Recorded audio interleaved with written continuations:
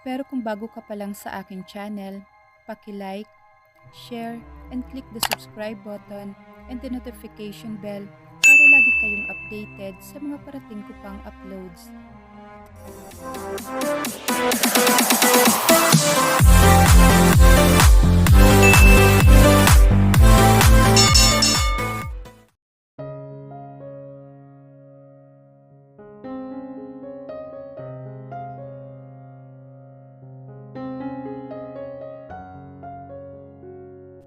Halos ilang araw na di nagpakita si Dave. Hindi ito dumalaw sa kanilang bahay para makita si Alex. Hindi kaya nakuha na nito ang result ng DNA test? At negatibo ang lumabas. At para di na mapahiya ito, hindi na ito tumawag at umiwas na lang? Ang tanong ni Camille sa sarili habang nakaupo sa back lounge ng bangko kung saan pwede silang kumain o magkape. Wala na rin naman kasing masyadong clients at isang oras na lang ay magsasara na sila. Muling sumagi sa isip niya si Dave at ang hindi pagpunta nito, mukhang dapat ba siyang kabahan? Baka may plano itong ikabibigla niya at bigla na lang kunin si Alex sa kanya? Hindi kaya gumagawa na ito ng mga hakbang para sa custody? She asked herself. Well, naganda na rin naman siya. Kahit pa kapos siya sa pera ay si Attorney Melissa Ferreira ang kinuha niyang abogado. Kahit gumapang pa siya sa hirap, wala siyang pakialam. Basta masigurado niya na hindi makukuha ng besteng lalaking iyon si Alex. Busy talaga? Simula nang dumating yung lalaking yun, di na naging normal ang buhay niya. Una, buhay ni Faye. Pangalawa, buhay ni Alex. At ngayon, damay pati buhay niya. Oo, pati buhay niya. Nawindang ng gusto ang buhay niya buhat nang tumapak ito sa bahay nila. Yung buwisit na mga ngiti nito, napakiramdam ba niya ay hinahalukay ang sigmura niya. Ang inis na sabi ni Camille sa sarili. Huwag ka nang magpakita, ang bulong ni Camille. Bago siya tumayo at dinampot ang kanyang bag sa mesa, hinugasan niya ito sa lababo, saka inilagay sa dish drainer. Nagpunas na siya ng kamay at pabalik na siya sa kanyang booth nang masalubong niya ang kanyang co-worker na nagmamadali at hanggang tenga ang ngiti. Camille! Ang kinikilig na sambit nito. Ano? Ang natatawang tanong ni Camille. Pakidampot mo nga ang panty ko sa sahig, nahulog na. Ang mahina pero kinikilig na sabi ng co-worker niya. Napatingin naman si Camille sa sahig na nakataas ang isang kilay. She shook her head at nagsimula na naman siyang maglakad palabas. Hulaan mo kung sino ang nasa loob ng bangko. Ang kinikilig pa ring sabi ng kasama na idinikit ang mga balikat sa kanya habang naglalakad. Sino? Ang natatawang tanong ni Camille pero natigilan siya sa doorway ng employees lounge. Please, not now. Ang sabi ng isipan ni Camille. Nakatayo sa teller's booth si Dave. Kausap ang isang matandang babae na client nila. Nakasandal ang sigo nito sa counter ng kanyang booth and sa tingin niya, pinakikitaan na naman niya ng kanyang charms ang kanilang matandang kliyente. Napalingon kay Camille ang lahat ng kanyang co-workers. Ultimo ang branch manager nila.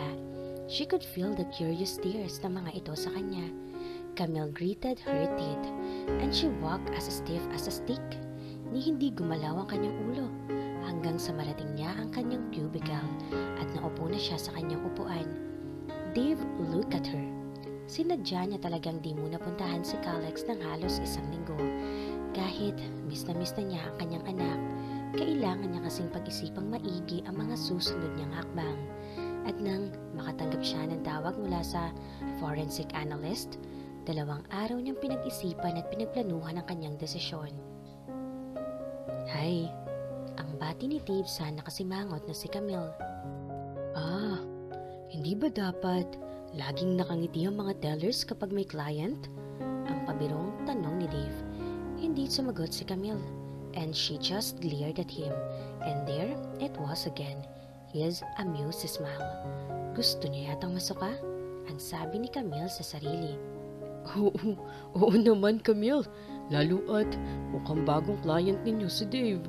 Ang sabi ng matandang lalaki na kilalang client ng kanilang bangko kaya kilala na sila dito. Isang ngiti ang isinagot ni Camille sa matandang lalaki, sabay tingin kay Dave. Anong ginagawa mo rito? Ang tanong ni Camille na may pilit at peking ngiti sa mga labi niya. Tulad ng sabi ni Sir, I'm a new client. Ang sagot ni Dave. May account na ba kayo rito? Ang kanyang tanong. Wala pa. Ang sagot ni Dave. Then, nagkamali ka ng nilapitan. Doon ka muna sa new accounts, sir? Ang sagot ni Camille. On the other hand, hindi na ako mag-open. Suplada naman kasi ng teller dito. Ang sagot ni Dave. Hindi na sumagot si Camille at nagsimula na siyang mag-log ng mga transactions niya para sa araw na iyon. Pero di siya makagawa ng maayos dahil nanatiling nakatayo sa harapan niya si Dave. My God! Ano bang tinatayo mo riyan? Ang galit pero pabulong na tanong ni Camille. Let's have some coffee? Ang yaya ni Dave sa kanya. May trabaho pa ako. Ang sagot ni Camille. I'll wait. Hanggang 3 lang kayo, hindi ba? 4. Then, I have to make a log on my transactions. Mga 5 pa ako makakalabas. Kung hindi ka makahihintay, pwede ka nang umalis. Ang sagot ni Camille. I'll wait. Maglalaro na lang muna ako ng ML. Ang nakangiting sagot ni Dave sa kanya bago ito naglakad sa isang couch at doon ito naupo at inilabas ang phone para maglaro. Camille gritted her teeth. She looked around her. She knew that her co-workers were just being discreet dahil nandito pa si Dave pero sigurado siya bukas isang umaatikabong tanong sasalubong sa kanya. At dahil sa wala nang masyadong kliyente, ipinagpatuloy ni Camille sa kanyang ginagawa. Kumuha siya ng tally sheets para sa mga debit at credit ng accounts. Kailangan na pareho ang transactions niya sa mga deposit or withdrawal slip sa record sa kanyang computer. She tried to focus sa kanyang ginagawa. Kahit pa ilang beses na siya nagkamali ng entry, she could feel the stare of Dave on her. Mukhang napagod na ito sa paglalaro sa cellphone nito at siya na naman ang pinagtripan. Itinigil na ni Dave ang paglalaro sa kanyang phone. Baliwala rin naman kasi at di siya makafocus sa kanyang game. He kept on glancing kasi kay Camille. He knew na isa sa dahilan kung bakit hindi rin niya dinalaw si Calex ay dahil sa tumatayong mami nito. He didn't like her. Yeah, she's so good to look at pero hindi niya gusto ang mga babaeng sumasagot sa kanya. Ayaw niya kay Camille dahil hindi ito takot na kalabanin siya. Other girls never questioned nor disobey him. Kung anong desisyon at gusto niya, yun ang nasusunod. It's better that way. And he wanted it to be like that. Si Ellen lang ang nag-iisa at tanging babaeng pinagsilbihan at sinunod niya. At wala na siyang balak na ibigay ang ganun na pagmamahal sa ibang babae. Pero iba si Camille. Namumukod tangi itong kumakalaban sa kanya. She never chooses to be silent and she fights for her belief and opinions. Mukhang nakahanap siya ng katapat sa katauhan ni Camille. In fairness to Dave, he waited patiently for Camille. Hindi ito nag-complain o tumingin man lang sa kanyang relo o tumayo at nagpalakad-lakad sa loob ng bangko. Looking bored or impatient, hindi ito nagpakita ng pagkainis o pagkabagot sa paghihintay nito kay Camille. Paminsan-minsan na may lumalapit rito, sa tuwing makikilala ang mukha niya para magpa-picture. E sino ba naman ang hindi makakakilala sa isang Dave na kilala bilang isa sa mayaman na bachelor sa Pilipinas? Ikaw ba naman ang laging laman ng lifestyle section ng balita tungkol sa pambababae nito? Wala bang makakakilala nito? At kahit pa sinabihan na si Camille ng kanyang branch manager na ipaubayan na ang kanyang trabaho sa isang teller para di na maghintay ng matagal si Dave, he quickly declined. Ayaw daw niyang istorbohin ang trabaho nito at ayaw niyang makaabala sa trabaho nila sa bangko and he was very much willing to wait for her. At lihim siyang humanga rito nang makipagkwentuhan ito sa kanilang gwardya. May mga sandali na nagtatawanan pa ang dalawa na tila ba matagal na magkakilala ang mga ito. Natuwa si Camille dahil trinato niya itong ka-level niya ang isang simpleng gwardya ng kanilang bangko. Napasulyap siya sa malaking orasan na nakasabit sa pader ng bangko. Kung dati ay masaya siya at excited kapag natapos na niya ang kanyang trabaho, dahil makakauwi na siya agad at makikita na niya si Calex. Ngayon ay parang ayaw niyang matapos ang gawain at makakaharap na niya si Dave. Isang linggo na ang nakalipas mula nang kuhaan sila ni Calex ng DNA samples. This could mean na may result na, at yun ang naglagay ng kaba sa kanyang dibdib.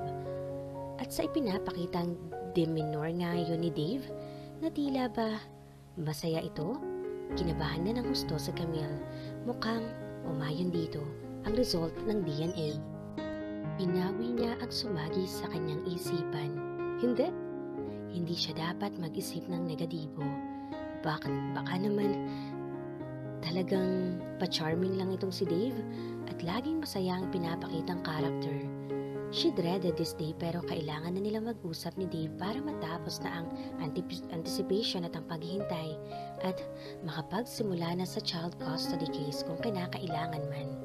Tumayo na si Camille. Pinatay ang computer at inayos ang kanyang counter. Kahit pa wala naman na siyang aayusin para lang tumagal pa ng kauntiang oras. She didn't even bother kung anong itsura niya, ni hindi siya nagsuklay nor nag-retouch ng makeup. At least, magkakaroon siya ng bagong chismis na naiiba sa lahat na ang babae na kasama nito ngayon ay mukhang alalay lang nito. Ang sabi ni Camille sa sarili. Well, she didn't give a damn. Wala siyang pakialam kung pinatasan man siya dahil hindi naman ito isang date. Magkakapilang sila at isang laban ang pupuntahan niya. Laban para kay Calex. She grabbed her bag at lumabas na siya ng kanyang cubicle. Nagpaalam na siya sa kanyang mga co-workers.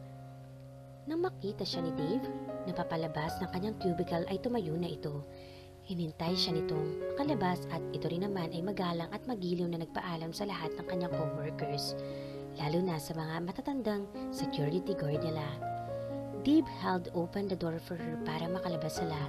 Then, sinabayan siya nitong maglakad and he guided her papunta sa sasakyan nito. Naghintay si Camille sa tabi nito while he opened the passenger's door for her and he motioned for her to get in and she climbed inside the car at ito naman ay mabilis na naglakad patungo sa kabila para pumasok sa driver's side. Once inside, ay kinuha ni Camille ang kanyang phone sa loob ng kanyang bag. You won't mind if I call my mama? Ang sabi ni Camille kay Dave pero nagsimula na siyang dumayal sa kanyang phone. Hindi na niya hinintay pa kung oo o hindi ang sagot nito. Dahil either way, tatawagan pa rin naman niya ang kanyang mama. Dave bit the inside of his cheek na makita niyang she dialed her phone. Kahit di pa siya sumasagot, it's not that hindi siya papayag. He knew kailangan itong tawagan ng kanyang mama para sabihin malilate ito ng uwi but he didn't like what she did. Ma? Hindi pa po, may kakausapin lang po muna ako, medyo malilate ako ng uwi. Si Calex po? Ang tanong ni Camille sa mama niya na nasa kabilang linya. Nang malaman nitong kadedede lang ito ng gatas at nasa crib lang ito habang naglalaro, ay nakampante naman na si Camille. Nagpaalam na siya sa ina at ibinalik na niya ang kanyang telepono sa loob ng bag. Pumunta sila sa isang kilalang coffee shop. Pagpasok nila sa loob ay dama agad ni Camille ang mga mata ng mga tao sa loob ng kanilang kinauupuan. Though they were discreet, she could still see na may mga nagbulungan. Nang makita sila, they were lucky enough na makakuha ng pwesto sa sulok kung saan mabibigyan sila ng privacy. I'll take your order. What do you want to drink? Ang tanong sa kanya ni Dave. Ako na magbabayad ng iinumin ko?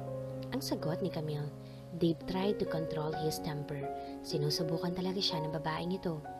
Ako ang nagyaya sa'yo rito para magkape at makapag-usap tayo. Kaya let me buy you a coffee. Ang sagot ni Dave at halatang nagpipigil ito ng galit dahil halos di bumuka ang bibig nito. Okay, you can buy my coffee. Ang sagot ni Camille. Sabay kuha ng wallet niya sa bag at bumunot siya ng 200 bills at inilapag niya sa lamesa. Isang tiramisu frostino, coffee-based. Ang sabi ni Camille kay Dave na halatang inis na sa kanya. So, wala siyang pakialam. Hindi niya ito kaibigan. She said to herself. Inilapit ni Dave ang kanyang mukha kay Camille. Gusto mo bang gumawa ng eksena rito? Ang tanong nito kay Camille. Bakit? Ikaw? Gusto mo? Ang patanong din na sagot ni Camille. Isang ngiti ang isinagot ni Dave. Sanay na akong maisulat sa dyaryo at ipalabas sa TV, Camille. Ang sagot nito. Puro bad publicity naman ang tungkol sa'yo? Ang sagot ni Camille. That's why I'm not afraid to make a scene. Ikaw? Ang nakangising tanong nito kay Camille. His gray eyes turned like a steel. Of course. Ayaw ni Camille na mapag-usapan sa TV. Alam niyang nananakot lang ito pero simula nang lumabas ang tungkol sa kanila noong isang linggo, ayaw na ni Camille na maulit pa iyon. Alam niya na sa mga sandaling iyon ay talo siya rito. She snatched her money at galit na ibinalik ito sa loob ng kanyang wallet. Isang nakakainis na ngiti ang gumuhit sa mga labi ni Dave. Para bang pinapakita sa kanya na talo siya, lalo na magsalita ito. 1-0. Ang sabi nito sa kanya, his gray eyes twinkling, bago tumayo para umorder ng maiinom nilang dalawa. Pagbalik nito ay iniabot sa kanya ni Dave ang Medio Coffee-based tiramisu frostino na binanggit niya kanina, habang isang cappuccino naman ang inorder nito para sa sarili.